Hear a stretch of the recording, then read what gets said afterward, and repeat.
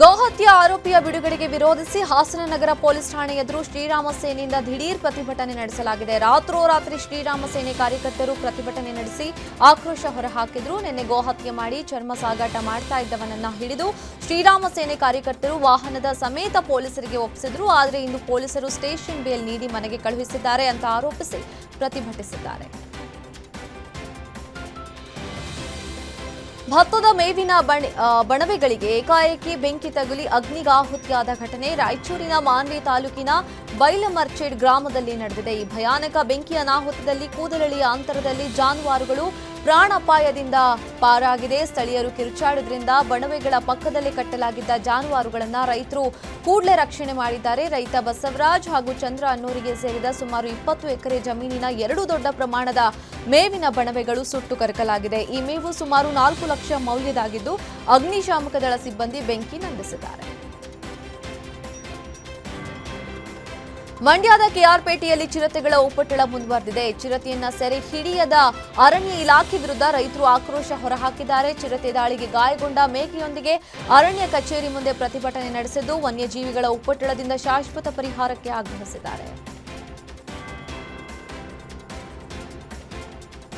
ಸಾರಿಗೆ ಬಸ್ ಡಿಕ್ಕಿಯಾಗಿ 2 ದನಗಳು ಗಂಭೀರವಾಗಿ ಗಾಯಗೊಂಡ ಘಟನೆ ಬೀದರ್ನ ಬಾಲ್ಕಿ ತಾಲೂಕಿನ ಸೇವಾನಗರ ತಾಂಡಾ ಬಳಿ ನಡೆದಿದೆ. ಬಾಲ್ಕಿಯಿಂದ ಬೀದರ್ ಕಡೆಗೆ ಬರ್ತಾ ಇದ್ದ ಕೆಎಸ್ಆರ್ಟಿಸಿ ಬಸ್ ಡಿಕ್ಕಿ ಪರಿಣಾಮ ಒಂದು ದನದ ಕಾಲು ಮೂಳೆ ಮುರಿತವಾಗಿದೆ. ಮತ್ತೊಂದು ದನದ ಮುಖಕ್ಕೆ ಗಂಭೀರ ಗಾಯವಾಗಿದ್ದು ಸ್ಥಳೀಯರು ದನಗಳನ್ನು ಆಸ್ಪತ್ರೆಗೆ ಸಾಗಿಸಿ ಚಿಕಿತ್ಸೆ ಕೊಡಿಸಿ ಮಾನವೀಯತೆ ಮೆರೆದಿದ್ದಾರೆ. ಸ್ಥಳೀಯರು ಚಲಿಸ್ತಾ ಇದ್ದ ಬಸ್ಗೆ ಏಕಾಏಕಿ ಬೀಡಾಡಿ ದನಗಳು ಅಡ್ಡಲಾಗಿ ಬಂದಿದ್ದರಿಂದ ಅಪಘಾತ ಸಂಭವಿಸಿದೆ.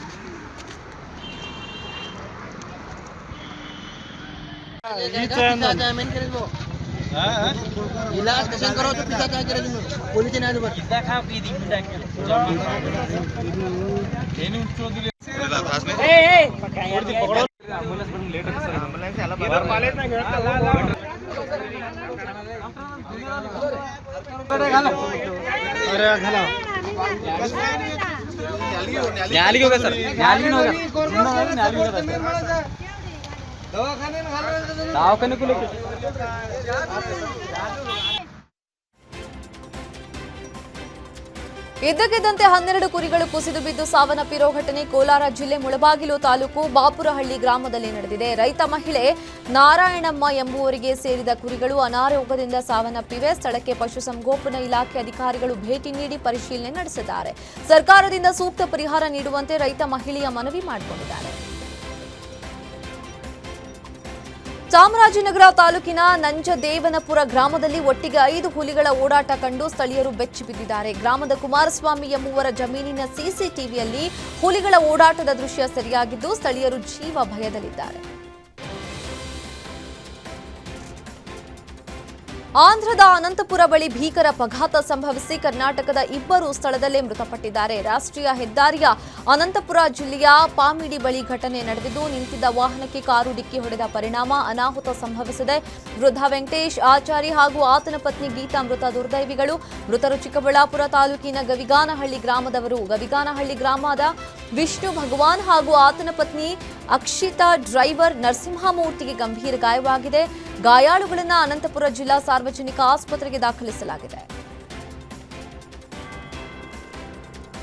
ಇನೋವಾ ಕಾರು ಹಾಗೂ ಆಂಧ್ರದ ಎಪಿಆರ್ಟಿಸಿ ಬಸ್ ಡಿಕ್ಕಿಯಾಗಿ ಕಾರು ಚಾಲಕ ಸ್ಥಳದಲ್ಲೇ ಸಾವನ್ನಪ್ಪಿರುವ ಘಟನೆ ತುಮಕೂರಿನ ಕಡಮಲಕುಂಟೆ ಕೈಗಾರಿಕಾ ಪ್ರದೇಶದಲ್ಲಿ ಘಟನೆ ನಡೆದಿದೆ. ಪಾವಗಡದಿಂದ ಪೆನುಕೊಂಡ ಕಡೆ ಇನೋವಾ ಕಾರು ಹೋಗ್ತಾ ಇದ್ದ ವೇಳೆ ಎಪಿಆರ್ಟಿಸಿ ಬಸ್ ಡಿಕ್ಕಿಯಾಗಿ ಹಳ್ಳಕ್ಕೆ ನುಗ್ಗಿದೆ. ಈ ಸಂದರ್ಭದಲ್ಲಿ ಕಾರು ಚಾಲಕ ರಾಜಶೇಖರ್ ರೆಡ್ಡಿ ಸ್ಥಳದಲ್ಲೇ ಮೃತಪಟ್ಟಿದ್ದಾರೆ. ಚಾಲಕನ ನಿಯಂತ್ರಣದಿಂದ ಎಪಿಆರ್ಟಿಸಿ ಬಸ್ನಲ್ಲಿದ್ದ 25ಕ್ಕೂ ಹೆಚ್ಚು ಜನರಿಗೆ ಸಣ್ಣ ಪುಟ್ಟ ಗಾಯಗಳಾಗಿದೆ. ಗಾಯಾಳುಗಳನ್ನು ಪಾವಗಡ ಸಾರ್ವಜನಿಕ ಆಸ್ಪತ್ರೆಗೆ ದಾಖಲಿಸಿ ಚಿಕಿತ್ಸೆ ನೀಡಲಾಗ್ತಾ ಇದೆ. ಸ್ಥಳಕ್ಕೆ ಇನ್ಸ್ಪೆಕ್ಟರ್ ಸುರೇಶ್ ಹಾಗೂ ಪಾವಗಡ ಪೊಲೀಸರು ಭೇಟಿ ನೀಡಿ ಪರಿಶೀಲನೆ ನಡೆಸಿದ್ದಾರೆ. ಧಾರವಾಡದ ಹಳೆ ಬಸ್ ನಿಲ್ದಾಣದಲ್ಲಿ ಅಪರಿಚಿತ ವ್ಯಕ್ತಿ ಶವ ಪತ್ತೆಯಾಗಿದೆ. ಮೃತ ವ್ಯಕ್ತಿಯ ಗುರುತು ಈವರೆಗೂ ಪತ್ತೆಯಾಗಿಲ್ಲ. ಕಸ ಬಿಸಾಕುವ ಜಾಗದಲ್ಲಿ ಶವ ಸಿಕ್ಕಿದ್ದು ಸಾವಿಗೆ ನಿಖರ ಕಾರಣವೂ ಕೂಡ ಇನ್ನೂ ತಿಳಿದು ಬಂದಿಲ್ಲ. ಸ್ಥಳಕ್ಕೆ ಧಾರವಾಡ ಶಹರ ಪೊಲೀಸರ ಭೇಟಿ ಕೊಟ್ಟು ಪರಿಶೀಲನೆ ನಡೆಸಿ ಮೃತನ ಮಾಹಿತಿಯನ್ನು ಕಲೆ ಹಾಕಿದ್ದಾರೆ.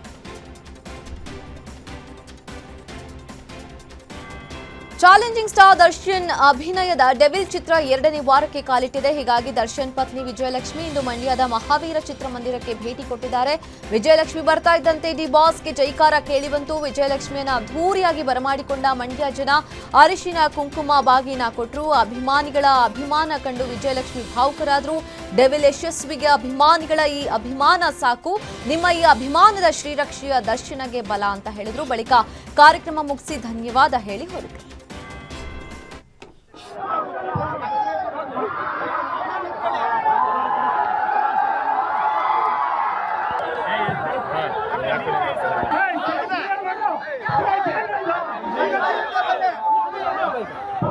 Hey!